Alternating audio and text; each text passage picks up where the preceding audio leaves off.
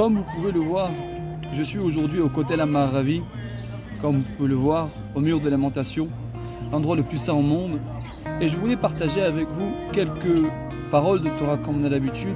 Et cette fois-ci, nous allons parler sur comment être la meilleure version de soi-même.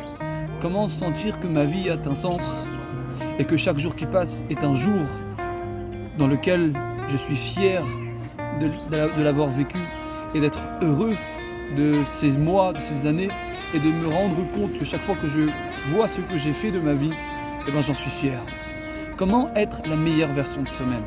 Comment être la meilleure version de ce que je peux être? Nous allons essayer de voir cela par quelques points. Mais avant de commencer, je voulais d'abord parler de ce que j'ai pu vivre personnellement et qui me rend meilleur, comme je peux le sentir. Mon père est décédé il y a de cela plus d'1 an et demi. On était en plein Covid. J'ai eu le Covid, je me lève le matin, 10 coups de téléphone manqués, mon frère aîné, donc mon père était malade, j'ai compris que c'était la fin de mon père. J'appelle mon frère, je suis informé, je prends le deuil mais je ne peux pas assister ni à l'enterrement qui est en Israël car moi, ayant le Covid, ma mère ne voulait pas que je sois présent. J'ai pas pu faire les 7 jours avec mes frères et sœurs et jusqu'à aujourd'hui, donc ça fait plus d'1 an et demi que j'ai pas pu venir, à chaque fois que j'essayais de venir c'était très compliqué. J'ai senti que le moment était venu pour moi de venir. Et j'ai pris le billet d'avion, je pensais que ça allait être facile, mais loin de là. À l'aéroport, j'ai reçu mon test anti-PCR à la seconde où je vais pour monter, pour rentrer dans l'aéroport. C'est-à-dire que quand je vais pour prendre l'avion, j'ai le PCR à la dernière seconde, c'était un miracle. Et j'ai eu vraiment à la dernière seconde, j'aurais pu rater mon vol. À l'escale, quand j'arrive au moment de l'escale, je vais pour rentrer dans l'avion, il me dit « Monsieur, vous n'avez pas fait le papier de l'ESTA équivalent, mais pour Israël, vous pouvez pas rentrer, je vois l'avion devant moi et j'essaye d'insister mais il refuse et au final je rate mon vol à l'escale en Belgique et quand j'arrive et j'ai dû racheter un billet d'avion, pour acheter un billet d'avion ma carte bleue ne passe pas, celle de ma femme non plus et j'ai réalisé que Eret Israël Niknit Beisurim, que la terre d'Israël s'acquérit avec des souffrances. Et comme c'était sans doute très très important que je vienne voir mon père, cela plus d'1 an et demi, j'ai pas pu le voir, donc ça lui a sans doute beaucoup apporté. Alors Dieu voulait que ça soit fait avec la difficulté de la grandeur des choses. Vous savez, très souvent on veut faire de grandes choses, mais on n'est pas prêt à payer les efforts qui sont cachés derrière. Vous savez, on appelle les eaux du déluge mais Noach, les œufs de Noach. On peut se poser la question, mais qu'est-ce que Noach a-t-il fait? Henri Noach, il était là, il avait une génération corrompue. Les gens se tuaient, les gens mentaient, les juifs étaient malsains et tout le monde était corrompu. En quoi Noach est-il responsable de ce déluge? Pourquoi Dieu associe les eaux de la destruction au nom de Noach, mais Noach? Le Zohar nous dit que quand Noach est sorti de la Teva, il s'est mis à pleurer, de l'arche, il s'est mis à pleurer. Et il a dit à Dieu, le monde est tellement moche, tu as tué tout le monde. C'est toi qu'on appelle miséricorde, Rachum Vechanoun, c'est toi? Et Dieu lui répond, quand il vient lui répondre, et lui dit, sache que quand je suis venu te voir il y a 120 ans, je ne suis pas venu pour t'informer que j'allais détruire le monde. Je suis venu pour que tu pries et que tu protèges ton peuple. Tu ne l'as pas fait. Et donc tu en es responsable. Donc, le Zohar continue et nous dit que Noach, après cela, a compris que c'était lui le responsable, il a fait un sacrifice. Savoir que, comme nous sommes dans la période du Pirkei Avot,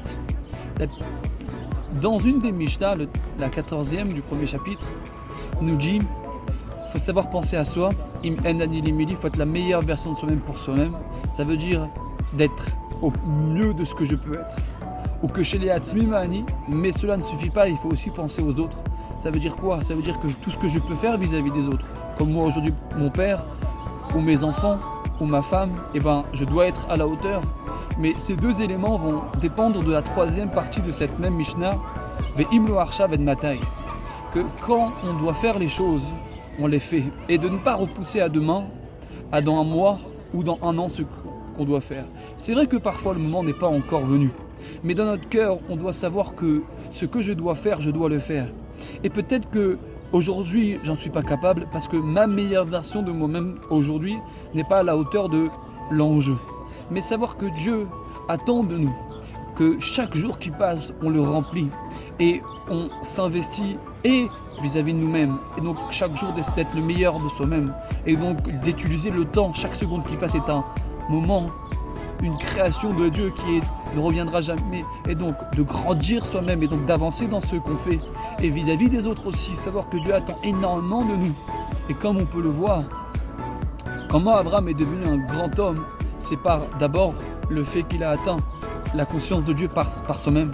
Il n'a pas dit c'est la faute de mes parents qui sont idolâtres.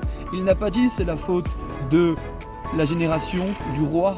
Il était concrètement entouré d'idolâtres et de dire que l'idolâtrie est une folie, est une bêtise, était passible de mort. Et Abraham a pris le risque de mourir. Donc on voit qu'Abraham, il n'a pas dit c'est la faute de l'autre. Il a assumé ses responsabilités. De même, nous, on doit essayer de réfléchir dans ce sens-là, de se dire, je dois être la meilleure version de moi-même. Et je ne peux pas remettre la faute sur l'autre. C'est à moi de comprendre ce que Dieu attend de moi. C'est à moi de comprendre ce qui m'a donné, quelles sont mes compétences qui sont innées. Comme Abraham, par lui-même, il a atteint ses capacités maximum. Pareil, nous, on doit atteindre notre capacité maximum. Et aussi, on voit qu'Abraham, à 70 ans, 75 ans, il est parti dans l'endroit qui s'appelle Haran, l'endroit où Dieu est en colère là-bas, après avoir pris le risque de mourir pour Dieu. Il a transformé 24 000 personnes. De 40 ans à 70 ans, Abraham, il a transformé 24 000 personnes. Et il était la meilleure version de soi-même pour lui-même, et il était la meilleure version de soi-même pour les autres. Et toute sa vie, il était dans cette optique de me dire qu'est-ce que je dois faire aujourd'hui vis-à-vis de moi et qu'est-ce que je dois faire vis-à-vis de l'autre. Et c'est ça que moi aujourd'hui, Baruch Hashem, j'ai la fierté de dire que voilà, ça n'a pas été évident. J'aurais pu lâcher prise, j'aurais pu revenir chez moi quand j'étais allé en Belgique et donc revenir à Marseille plutôt que venir en Israël, ça n'a pas été évident. C'était un parcours du combattant. Je perds ma carte bleue, ne fonctionne pas, celle de ma femme non plus. Quand j'arrive sur place, c'est pas évident. Tu passes dans un endroit dangereux, le taxi, t'as peur, il peut te faire tuer. Mais concrètement, il faut réfléchir dans le sens où qu'est-ce que Dieu attend de moi. Alors bien sûr qu'il faut être cohérent, faut être prudent, faut pas faire l'inconscient de manière trop exagérée. Mais savoir qu'il y a Dieu que Dieu est avec nous. Et nous, on doit toute notre vie chercher à comprendre non pas ce que nous voulons de Dieu, mais ce que lui veut de moi. Et je dois être toujours dans une sorte d'introspection, qu'est-ce que moi je peux faire vis-à-vis de moi-même, qu'est-ce que moi je peux faire vis-à-vis des autres. Et savoir, et pour terminer, que quand je suis à la hauteur de ce que Dieu me demande, et donc que j'arrive à faire des grandes choses à travers mes capacités que Dieu m'a données, quand quelqu'un qui mange, il se sent plus fort. Quand il est capable de prendre sur lui des responsabilités et il ne le fait pas, il a faim inconsciemment et donc il souffre. Mais quand au contraire cette personne-là décide de prendre sur lui ses responsabilités et que ce soit pour lui-même donc la meilleure version de soi-même vis-à-vis de Dieu et que ce soit vis-à-vis des autres d'être la meilleure version de soi-même pour apporter aux autres, en train d'appliquer la dernière règle qui est toujours au moment où je dois le faire les choses, je le fais. Alors là, je peux vous garantir qu'on a une sensation comme quelqu'un qui a faim et qui mange et pas quand il mange, il est heureux. Quand nous, on arrive à atteindre la meilleure version de nous-mêmes, dans l'action concrète, chaque jour qui passe, on se sent plein, nourri, fort et on se sent épanoui.